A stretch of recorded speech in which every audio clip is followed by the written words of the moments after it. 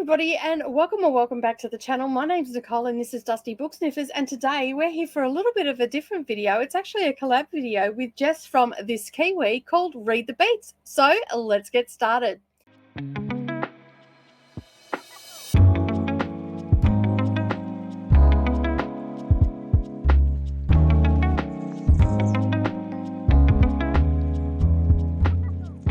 Well, good morning or good evening, everybody, and welcome back to the channel. Thank you for taking some time out of your day and spending it with me while I prattle on about the books that I'm going to read for the songs that Jess gave me from Read the Beats. Now, if you don't know who Jess is This Kiwi here on YouTube. You will find all her information down below, so you can go and check her out.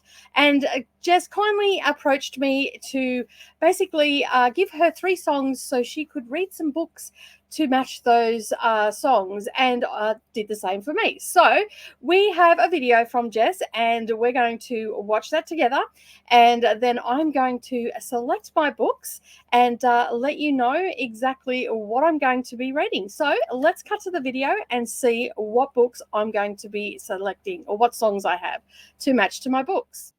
Hello, Nicole. Thank you so much for being part of Read the Beats. It will be episode 4 for October. I'm very excited. So for the 3 songs that I've picked you, they are very different from each other. One of them is quite off the wall, and then you've got a couple of classics there as well. Starting off with one which is kind of a gimme, but I couldn't resist. We're going with Coconut by Harry Nilsson. Now, if you don't know the song by the name of it, you will know it as soon as you hear it. There's a very obvious route that you can go with this song as far as what books to choose, but you could look outside. You could look outside the wall as well, and I don't know, maybe read a book about a weird doctor that's a bit sketchy, or going off the cover as well. You could go with the colors of the cover there. Your second song is very much a vibe song. This one could be a little bit challenging. It's a long song, but it is so good.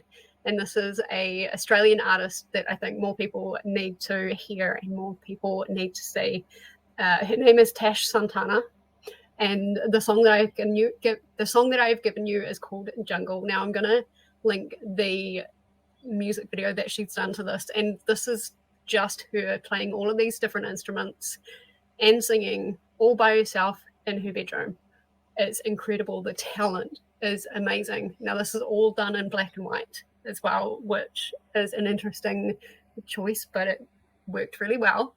It's quite a long song. It's like 7 minutes or something like that, but it is very good. And because there is so much instrumental work, it very much is a vibes song. So you're going to have to go on like your gut feeling with choosing a book there. The next song I wanted to give you is a classic that I absolutely love, and this song is actually this song catapulted me into a totally different study style. When I was studying at uni, I started listening to music to help me study, and the very first song that I did that with was The Chain by Fleetwood Mac, and that is your song. It's just a classic. It's excuse my voice. It is a classic. It is such a good song, and you put those headphones on and you get that drumming and you get that guitaring, and yeah, I love it so much. You should read something where someone's in chains, if you know what I mean. You could read something where someone is mentally in chains, or again, you should go off the vibe of the song, like something that's a bit rocky. Yeah, it'll be fun. I'm really looking forward to seeing what you choose for these, and I'm really excited to hear my own songs. So thank you again, and I can't wait. Okay, so I have selected my books that I'm going to use for that, and I have done that in a separate clip. So we're going to cut to that, and then the vlog will ensue from there. And I hope that you really enjoy the video, and of course I will see you at the end. And yeah, enjoy, and don't forget, go over, check out Jess's video as well, because they're dropping both at the same time, and check out what songs I gave her to have a look at. But yeah, let's get into the rest of the vlog. Hi everybody and welcome back. All right, so as you heard from the intro, this is the Read the Beats vlog that I'm doing with Jess, and I've managed to pick my books that I'm going to read. And so I'm just sort of going to vlog along. I've got a little bit of traveling and stuff to do, so I've got plenty of time to get these read and all the rest of it. But the first one I'm going to start with, which is blatantly obvious, you knew, like everybody, as soon as they heard that song, knew that I was going to go with this book, and that is Magic Lessons, which is the first book in the Practical Magic quartet, because there is actually 4 books in the series, and this one is about Maria Owens. I was scheduled to read this month anyway, so it was not a hard leap of faith to go for this one. So I have actually read this one before, but it's been a hot minute since I've read it, and so I'd like to revisit it again. But this one actually is it's the prequel to Practical Magic. Now, if you didn't know that there are 4 books, there are actually 4 books. This one deals with Maria Owens. So she, if you remember correctly, she's the one that set the curse on the women of the family about love. So basically we're going to find out more about her in this book and why she set the curse, and we're going to get that backstory. The second book in the series is about the aunts that Sally and Gillian go and live with in the movie. So it is about them when they're younger and their experience with love. Then of course the third book in the series is actually Practical Magic, which was written first before all these other books came in. Then the one about the aunts and the one about Sally's daughters, which is the last book, called oh, I've forgotten the name of that. Where is it? Oh, Book of Magic is the last one's down there. So basically I am going to be reading this to find out more about Maria, but as I said, I've already read this, but this one, it just dives that a little bit deeper, because we just didn't really get that backstory. We knew that she was slighted from, if you've seen the movie, you know she was slighted. If you've read the book, you know that she was the one that set the curse and all that sort of stuff. So it's good that we got this backstory now. It always felt like there could have been more to the story, and lo and behold, Alice Hoffman came through for the fans and all that sort of stuff. And if you didn't know, there is also going to be a movie coming out or starting production in 2025, which will be part 2 of Practical Magic, and that is going to be centered around Sally Owens' daughters. So that is the Book of Magic. So I'm super excited to be actually reading this before the movie comes out, which is exciting. So I've got this on audiobook, so I will probably do a little bit of immersive reading when I get back from my walk, but I'm going to listen to it on my walk, and I'll probably do that until I'm finished it, and then I'll get it done. This is also a buddy read that we're doing currently. There's a few people that are still behind and whatnot, but we're currently doing that for the series book club, and group reads. I don't know what to call it, but anyway, we do it on sprints. If you've been around for a while, you know about it. If not, just check out the link down below to the Discord, and you'll find all the information there, and also the spreadsheet with all the series that we're going to tackle. We have Beautiful Creatures, I think it is the series coming up after we finish the Green Rider one, and then next year, I'm not too sure when, but we'll be starting the Outlander series. That has actually been pushed back. That was supposed to start this year, but we pushed it back. But anyway, I digress. This is what we're going to be reading. I'm super excited to be visiting this world again. And yeah, I will check in at the halfway point. To be honest, I can't really remember a lot about the book, because I read it. It must have been back in 2021 when I read this. I cannot remember for the life of me. You know what? I need to start writing in the front of the books when I read these books, so when I'm talking about them, I can just flick to the front. I think that's what I'm going to do. I'm going to do some stuff. Stay tuned for that. But anyway, I'm going to head off and go for my 40-minute walk today. We had massive storms last night, so yeah, I don't know what it's going to be like out there, but it's still overcast and all the rest of it. So I'm going to head off. Have a great day, everybody, and I'll see you in the next check-in. Hi, everybody, and welcome back to the channel. Okay, so I'm here to do the wrap-up for the first book in this vlog, and that is Magic Lessons by Alice Hoffman. I just absolutely love the purple foiling on this. If you didn't know, purple's my favourite colour. And so, yeah, I like anything that has a little bit of purple foiling on it. And, yeah, so basically, I think I said in the last clip that this was about Maria Owens and her daughter Faith. If I didn't, that's what it's about. It is the Practical Magic series, and it is the first book. Now, I couldn't go, as I said, I couldn't go past reading, you know, a Practical Magic book to relate to the Lime and the Coconut song. So, yeah, I'm pretty happy that I've read this. Now, this was a reread for me. And there were so many little things that I picked up on that I didn't pick up on the first time I read it. So I'm super excited that I got to reread it again. And to be honest, these are just such great books. I've now finished the series. I finished the Book of Magic, which is the last one, and it is about Sally Owens's daughters. So Sally and Gillian were in Practical Magic, and then it's talking about Antonia and Kylie in the last one. So yeah, but this one is the origin story. So this is how the curse got started. We're following Maria Owens and her daughter, and all the things that went with Maria Owens, and we got a lot of the backstory and everything like that. So super chuffed that I've reread this and picked up on a lot of things that I didn't pick up on the first time. And as I said, I'm really looking forward to rereading this. I've given, across the board, I have given them, I mean, Practical Magic has always been a 5-star read for me, but overall, throughout the whole thing, I would say that these are all 4.5-star books. That they're really easy to read. They're just a lovely story. You don't necessarily have to read them in order, but I highly recommend that you do, starting with this one, because it gives you the origin story. And then because Maria Owens is mentioned in every book, and the curse is mentioned in every book. And for those that don't know, they have a love curse on them. So basically they, and that's what it's centered around, them trying to, trying to live the best life that they can and all the things, but love seems to get in the way. And I mean, at the end of the day, that's all we all ever crave, is to be loved by the people that we want to be loved by and all that sort of stuff. And, we want to love passionately and all that sort of stuff. And this is really a story about that, how passionate these women are and all the things. But it has such a heavily, it's heavily steeped in the witchcraft tradition, especially around the wise women and, herbal remedies and all of that sort of stuff. So right up my alley, and I'm glad that I read it. All right, so that is the first book. That was for The Lime and the Coconut. Song. The next one I am going to read is A History of Dreams by Jane Rawson, and this is to coincide with the song Jungle by Tash Sultana. And basically she's an Australian artist, so I thought that I would read an Australian author for this, so there's that tie there. But I looked up the meaning. Let me just bring it up. I looked up the meaning for the song Jungle, and this is what I found.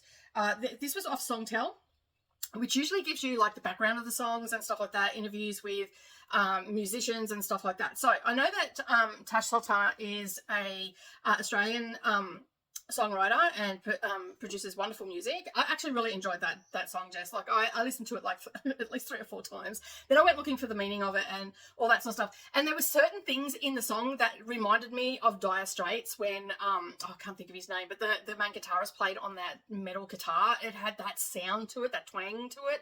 And as soon as I heard the opening instrumental of this song, I'm like, oh God, that sounds like Dire Straits. So I'm still trying to do some research and find out if she has been inspired by Dire Straits, because if you don't know who Dire Straits are, look them up. They were huge in the 80s and 90s here in Australia. So I've picked up A History of Dreams by Jane Rawson. This book was super hard to find as well. And basically, I learned about this book and this author, where I seem to learn a lot about different authors from Simon Savage. And basically, he was talking about it on his channel, and I'm like, gee, that sounds really interesting. It's a little witchy vibe, so it's great for October as well. So this one, Girls Rule the World is what it says, and I agree. And it is a history of dreams, explores female friendship and the power of finding a vocation, and the importance of joy in a time of political darkness. It asks what our responsibilities are when we face an unjust government, particularly when we have privilege to look the other way. It's set in Adelaide, Australia. It's set in the 1930s, prior to World War II. There is an element of Nazi sympathisers in this, but basically we're following 2 girls, Margaret and Esther, and their friend Phyllis. And Phyllis is a glamorous communist schoolmate who has been taught the art of changing dreams by her suffrage great aunt Delilah. And this subtle magic, known only to the Spencers, has been passed down from aunt to niece for generations.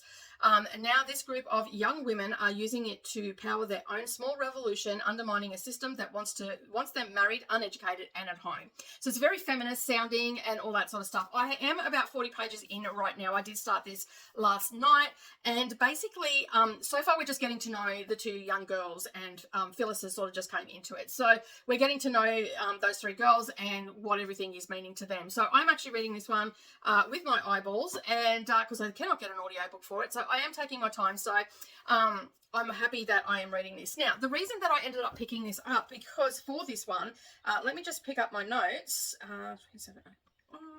Okay, so the song Jungle by Tash Sultana is a song about taking risks, making bold decisions in order to find fulfillment. It reflects on a person's experience, both good and bad, and it speaks to their willingness to take chances and embrace the unknown. As the chorus goes, "Welcome to the jungle, are you going to dance with me?" The song encourages the listener to take control of their own narrative despite the feeling of being overwhelmed, scared of the unfamiliar. Despite any past failures, the song implies that the listener can create their own reality if they confront their fears and welcome the challenge. So I figured, because of, we've got these girls learning a new thing and they're coming together and they're trying to change what is expected of them and all that sort of stuff. And you'll know I love a book where it goes against social norms, whether it's got a witchy vibe or not. But it also is talking about the Nazi sympathizers and, the girls trying to change the things that they can change in a subtle way and all that sort of stuff. So I thought it was a bit of a stretch, but I thought it was quite reminiscent. These girls are trying to buck the social norms, and they want to, they want to have careers, and they want to be able to be a force in the world and all that sort of stuff. And that's what the vibe I got from Jungle from Tash Sultana. So I'm going to be reading A History of Dreams by Jane Rawson, an Australian author that I did not know about. I do now. And so far, so good. I'm really enjoying it so far. But as I said, I am only 40 pages in, and there's still a lot of story to go. So I'm going to get cracking on reading this. I am running a little bit behind with this vlog, so hopefully I can get a lot of this read today, and I'll do some check-ins and all the things. All right, I still have one more book to go, so I'm going to go off and read this, and then when I finish this one, I'll talk about it. I will probably come in and talk about the halfway point on what I'm thinking of the book and all the things. All right, I'm going to head off and do some reading. I'll see you in the next check-in. Hi everybody, and welcome back. All right, I am ready to wrap up A History of Dreams by Jane Rawson. This is a book that I picked up, which I said in the last clip, because of Simon Savage Reads. And yeah, so basically, when I talked about it last time, I was a little bit hesitant to go into much detail and all that sort of stuff, because I really didn't know where it was going to go.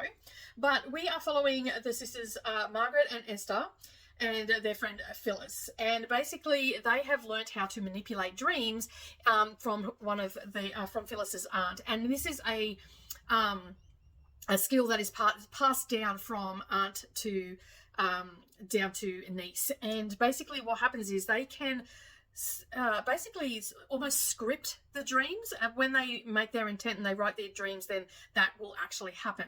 So I know that I'm not being very articulate with this, but it's really hard to explain how it all works, because I didn't quite wrap my head around it myself. And I think that's because I kept getting interrupted while I was reading this book. Every time I picked it up, someone wanted to talk to me about it, what I was reading, or about their day and stuff like that. And I think that was just kept taking me out of the story. However, I do know that they use these dreams to manipulate things, and it was definitely a feminist sort of style of writing, because it was about trying to break away from the social norms of in the 1930s. So basically it was a time of when women were expected to marry, have children, not be educated, and basically keep home for their husbands. And it was a very male-dominated space. And so these young girls didn't want to do that. They wanted to have careers. They wanted to do things with their life. They didn't want to get married. They didn't want to have children. And so they end up, and it's at the time that the war was breaking out as well. And then we've also got a government that has learnt that they can do this. And this government is basically rounding them up and ends up using some of them to manipulate the dreams and make the women want to stay at home. In the meantime, we still have a group of women that was resisting this, and they were using their skills to resist against the government at the time. And that's essentially what the story was. And it flowed on from there. Now, I don't want to give too much away, because I really did enjoy this book, even though I was interrupted so many times while I was reading it. It was driving me absolutely mental. Like, in the end, I'm like, I'm just going to go and hide in my room. Whether it be from phone calls or someone coming in or someone needing me to do something and all the rest of it. And it was like the first time that I've picked up a book and actually read it with my eyeballs. In the end, I ended up getting it on Kindle and ran it through Speechify so I could get it finished, because there's no way I would have got it finished otherwise. But I did get it finished, and that's the main thing. And I did enjoy it. I've actually given it a 3.75 star rating, even though I was interrupted a lot and taken out of the story a lot. I really loved the premise of it, and I really liked the writing style, albeit it felt like a little bit young to me, but that was because we were dealing with young women and their their perspective was quite immature at times, and I found that a little bit frustrating. But overall, I really enjoyed the premise of the story. I really enjoyed the setting of the story. I really enjoyed the outcome of the story as well. So that for me was the 3.75. Not quite a 4-star, but a 3.75. So it's a little bit above average, and it's the first time I've ever read Jane Rawson as well. So it was really interesting to talk about this when I mentioned that I was reading this on Sprints. A couple of people said that some of their other books that they've read of this author, so I'm going to go and check them out. I'll probably get them on Kindle because I did struggle to find this one, but I'll definitely have a look. I think there might be even a list in the front. Let's hope there is, and that might make my job a little bit easier to find some. No, there doesn't seem to be. No, there doesn't seem to be. So I'll have to look up Jane Rawson and see what else she's got. But I'll have to hit Chris up because Chris did mention a book that in Spritz. But overall, as I said, it was an enjoyable story. It just would have been probably a lot better had I not been interrupted what felt like every 5 minutes, even though it wasn't actually that. That's what it felt like. So 3.75 star from me. So yeah, I'm super happy that I've read that. Hi everybody and welcome back to the channel. I'm currently away at my daughter's house. It's 6 o'clock in the morning. It's super early, but I'm about to start the third book. As you were saying, I talked about a history of dreams and what I thought about it, but this book I'm actually reading for the song by Fleetwood Mac, The Chain. And the reason that I chose this book is because of a personal reason. As some of you may know, I have a granddaughter who is a First Nation person, and she is from, we don't know her heritage, like exactly what mob she's from and all that sort of stuff, but I do know that this book is set in the area of where her peoples are. We have a lot of research to do and stuff like that. My daughter lost contact. There's a whole personal story there and all that sort of stuff. So we have a lot of research to do and all that sort of stuff. So this is a bit of a personal reason why I picked this one, because the reason that I chose this to read for Chains is because, you know, there are the threads of family that bind us, and also it's got a fence in it which is made up of basically it's linking. There's many reasons why I decided to go with this one, but the most personal reason is because I want to read more First Nations books and all that sort of stuff, so I can share this information and these books and everything with my granddaughter. And she's absolutely adorable, and you'll see some footage throughout this because I'm actually starting to read it at her place. I've come down for her birthday and we're going to spend some time together, and she's such a character. She just cracks me up. And for those that don't know, my granddaughter actually lived with me for the first 5 years of her life, about 5.5 years, and then she went back to live with her mother. And there's a lot of history there between my daughter and I, and just some of the mental health issues that she had, and somewhat questionable things that situations that she put herself in. But she's really good now, and she's moving forward and all that sort of stuff, and getting on with her life, and she's had all the help and everything that she needed and all that sort of stuff. And as a parent of someone who has had mental illness and all that sort of stuff, sometimes the best thing you can do is step away. So I helped her in other aspects, like keeping Mia with us, and making sure that they still had contact and all that sort of stuff. And it was a hard road, but we're sort of at the end of it now, and now we've got a somewhat good relationship and all that sort of stuff, which we're still working on, and she's doing really well. So I thought that like a lot of people don't know about that. I've always been pretty open about the relationship with my daughter and whatnot, but I don't often share it on the internet or get into detail, which I'm still not going to do that because of privacy reasons and whatnot. And but you will see little snippets of my granddaughter and I out and about. And if you remember earlier on in the year when I was doing the Women's Prize for Fiction, I was also at my granddaughter's house. I came over here and I came down and looked after her for 3 weeks for my daughter. So you're probably wondering, now that I've given you the backstory why I picked this, but the main reason is because it is a First Nations classic that I'm going to be reading, and it's called Follow the Rabbit Proof Fence. It is by Ngiri Garamira. I think that's how you pronounce it. not great at the pronunciations. But I picked this up just recently when I picked up 3 First Nations classics when I was at Dimmicks, and I'm going into the city today with Mia, and we're going to go to Dimmicks, and I'm going to see if I can get the third Amari book for her because she loves Amari, like absolutely loves Amari. But I thought I would read this, and then I got the book, and then I was doing a little bit of research and stuff like that, and when I typed it in, it came up that it was on Audible, and I had a look, and it's actually free on Audible. So if anybody else wants to pick this up and read it here in Australia, it is free. It's not a very long book. It's only 165 pages. It's going to take. I can't take it off. It's going to wreck my cover. It's only 163 or 165. Let me just have a look. 166. I wasn't even right. But the best part about it, it's got Madura words in the back, so to tell you, and there's a little bit, and I went and had a listen to the audiobook just to see what it was like, because sometimes they get, which really frustrates both Savannah and I, like they'll have an Australian book and then they'll have an American or a British person read the Australian author's book, and like there's nothing wrong with that per se, but sometimes they just miss the twang of our accent, also the nuances of our language, and like even though we speak English, we do have some nuances in our language that other English-speaking countries don't have. The same as New Zealand, you know, they've got quite a different accent than us, and so yeah, so basically, I went and had listened to it, and it sounds really good, and I'm like, oh, I might listen to this as well as read it. But anyway, I'm going to start it. I'm going to read a few pages with my eyeballs and whatnot, and then if I'm really getting into the story, I might listen to it on the way home or something like that, because I've got to drive home tomorrow.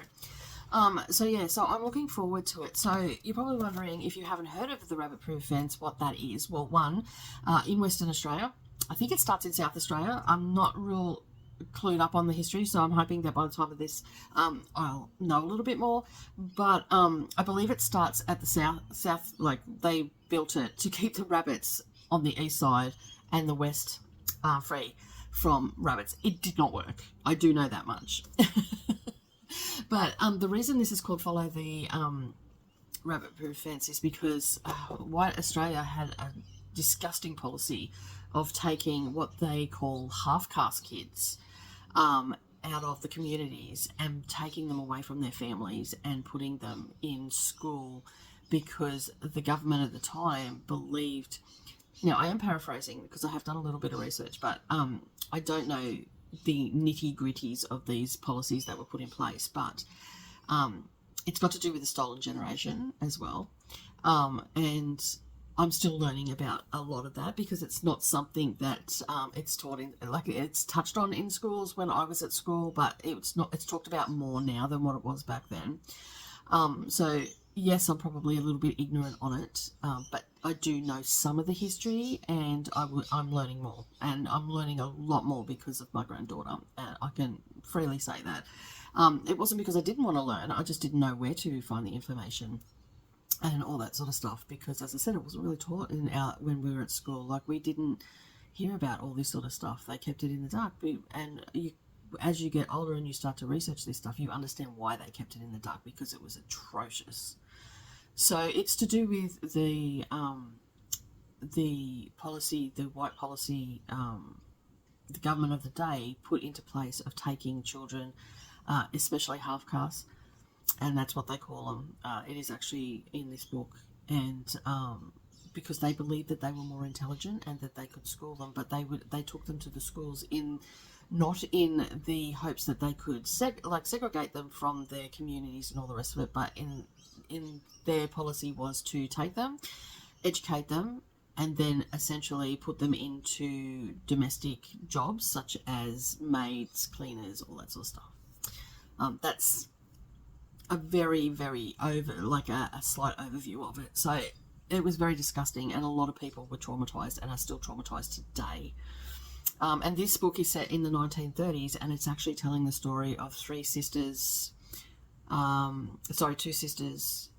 a cousin, I believe it was, and it's set in, I just have to look at the dates here, it's set in 1931, and it is actually the story of the author's mother and her auntie, and the good thing is that they actually use their native tongue, and Yeah, and so basically there was three of them, and they were age 8, 11, and 14, and they escaped their confinement. They were taken from their community, and they escaped after being there for a while because they realised that they didn't want to be there. They wanted to be back with their families, and they were so they were taken to the south of Western Australia. Now, if you've ever looked at a map of Australia, you know that Western Australia is our biggest state. It's from the lower part of, like the southern part tip of Australia, right up into the Kimberley, and it's such a varying and vast state. I've been there a couple of times, and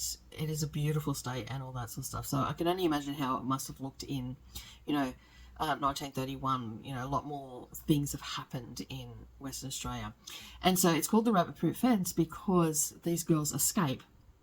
And, the powers that be had them in mind because when they escaped, it rained and washed their tracks away, so it made it harder for them to be tracked and whatnot. But they got to the rabbit-proof fence because they knew that the rabbit-proof fence went to their community at the top end of WA. And because I think it's Molly's father was a overseer of the people that looked after the rabbit proof fence, so they maintained it, and each person had like 250 kilometers, but he was like the head, I believe. And so basically I want to learn more about it because this is in where my granddaughter's peoples are. And the reason the reason I chose it for the song The Chain is because it's a link. And and it's the threads or the links that bind us as family and all that sort of stuff. So yeah, I have a couple more of these because I did buy 3. I didn't I'm fairly new to Australian and also Indigenous storytellers and all that sort of stuff. So I want to get a collection of books. So my granddaughter has access to them because I like it. The school that she goes to now has a really good, they recognise and encourage and celebrate First Nations people, which is absolutely fabulous. And it's really given Mia a sense of community, which she really lacked. And it was coming out in her behaviour and stuff like that as well. Like she was struggling, she didn't have a sense of identity. And, kids are cruel and everything because her biological father is not in the picture. He left and whatnot, and he's not in the picture. He doesn't have anything to do with Mia and never has done. He left very, very early in the picture, and so she hasn't had that sense of community. And we've tried to help her as much and find that community, and this school seems to be the one for her and all that sort of stuff. And this is a very personal journey for her, and also a very personal journey for our family, and to help her to have that sense of identity and stuff like that. And I've spoken to some local elders in my area and all that sort of stuff, and they've given me things that I can help her to find her mob and all that sort of stuff when the time comes. Obviously they've said she's really stable here, and she's got a loving family and all that sort of stuff. And the elder that I spoke to, she was absolutely fantastic, and she just gave me some information that I can use to help her when the time is right to find her, like to really concrete that identity and stuff like that, and it's good. So it's great that we can do that. But for me, I need to read more of First Nations classics, or even just storytellers and all that sort of stuff. So if anybody's got any recommendations, especially Western Australian authors, if you've got any recommendations, I'm really open to you putting them down in the comments and all the rest of it.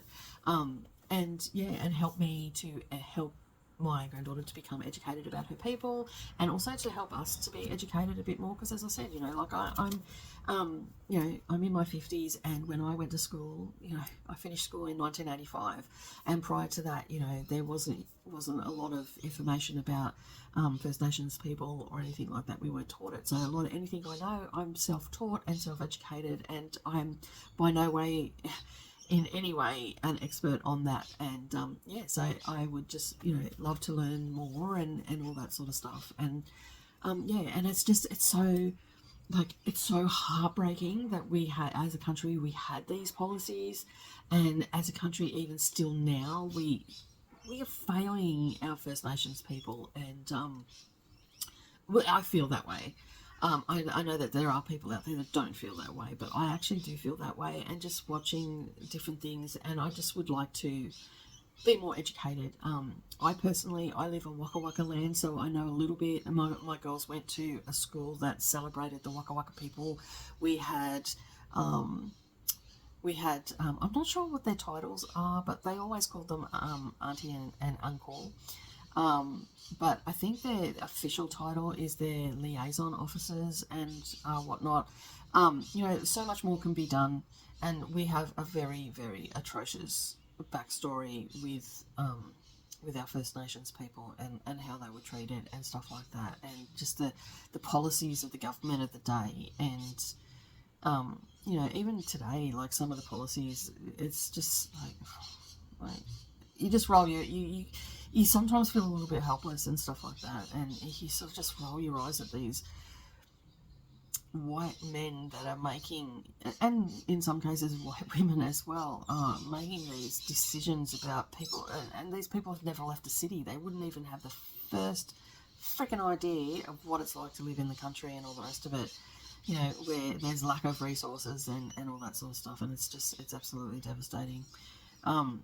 But yeah, so I'm on the mission to learn more, and I just like to say, Jess, thank you for choosing this song, and it's really, I really thought hard and fast about this. I did, not hard and fast, but more like I sat down and thought about it, and I'm like, what can I read that would be chain? And this happened to present itself as I was making the decision at the beginning of October, and I'm like, you know what? This is it. And I mean, even the cover, it looks like a chain on here as well. And so I'm going to read this now that I've waffled on for 20 minutes about this book and why I'm reading it and stuff like that. And hopefully some of you can help me with some Western Australian authors and stuff like that. I haven't done a lot of research, but that's where the community comes in handy, where you can send me on a guide and because I want to incorporate more storytellers, First Nations storytellers into my repertoire. And so I'm going to get stuck into it. Obviously this is going to be a little bit lengthy and all that sort of stuff. I'm going to spend probably an hour, as I said, at 6 o'clock in the morning. Well, it's now 6:20. Get stuck into it. And I'm hoping that there might be little snippets of history as well, so I might be able to do further research about the area at that time, and government policies and all that sort of stuff, go a little bit deeper and all the rest of it. I sort of don't really want to make myself cry either, because I have been known to do that a bit when it comes to these policies, because they're just so devastating and all that. But anyway, I'm going to head off and I will check in. This is not a very long book, so I'll probably just check in and give you my thoughts at the end for the wrap up. All right, I'm going to head off. I hope you're having a fabulous day wherever you are, and don't forget to leave me comments in the comment section down below with recommendations of First Nation storytellers, because I want to read more. All right, I'll talk to you soon. Okay, so I have come back from my granddaughter's house. As you've seen, I talked about it, my reasons why for reading this book, and I have finished The Rabbit Proof Fence. This book has just, this is definitely going to send me down a rabbit hole of some extra study and all that sort of stuff. I absolutely love this story. I think it was just way too short. I do know that the author, was going off the memories of her mum and her aunt at the time. So basically, I'm glad that they got to tell their story and that we can learn about it. And I am looking forward to looking deeper into some of especially the Western Australia side. I hear a lot of stuff happens here and a lot of stuff in the Northern Territory, but I've not heard a lot about the Western Australia side of things and whatnot. So just the way this story played out, it was quite heart-wrenching. So I've never actually watched the movie. I know that there is a movie, and I know that there is a lot of well-known actors and actresses in it. So I am actually going to see if I can get it on my streaming services that I have. If not, I'll rent it from Google or somewhere like that, and I want to watch it and just see how closely they stay to the book, and if it was dramatized more. And because this is a very matter-of-fact sort of book, there was no fluff in this. It was just basically, this is what happened, this is how it played out, this is what we did, and it was very, very matter-of-fact. I found it, which makes for quite a compelling read, in my opinion, because we only have 166 pages in 166 pages in this.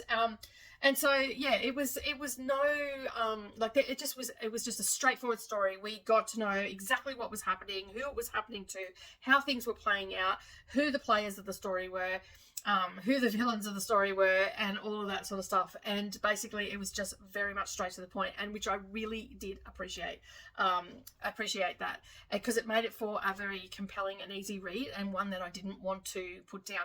Now, I was lucky enough to find this on my Audible subscription for free, so I actually got to no interruptions with this book, and I was able to just listen to this, and I listened to it on the way down to visit my on the way back from visiting my granddaughter. So I got a few pages read and all that while I was there, and then I put the book down, and then I listened to it on the way home, and I got it all read in the end, and I absolutely loved it.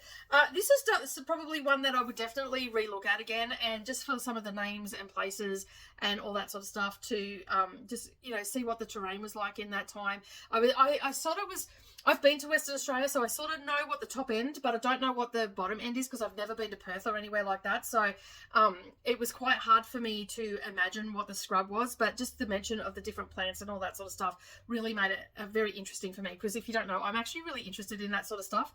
And I'm also like, I like the idea of like researching those more and learning more about that state and its the fauna and all that sort of stuff, as well as learning about the First Nations people as well. So yeah, so I am definitely going to be going down a rabbit hole. Now, you're probably wondering what I gave this. I actually gave this a 5-star, and I now want to go and watch the movie, so I'm going to pop off and do that. And I'd just like to say thank you, Jess, for inviting me to be part of your Read the Beats, and it's been a lot of fun. I got to read a book that I probably wouldn't have been able to pick up for quite some time, so it worked in perfectly, and I really do appreciate you letting me be a part of it. And don't forget, if you are watching the video here, head over to Jess's channel and check out what songs I picked for them, and then that way you can see what Jess has done with those songs and all the things. Don't forget to also like and comment down below, have you read any of the books that I talked about today, and let me know. And if you haven't yet subscribed and you like what you see, make sure you subscribe to the channel, and then that way you're not going to miss out on any future uploads. But for now, I'm going to scoot off and get into my next NetGalley book, and I will see you all in the next video. Bye for now.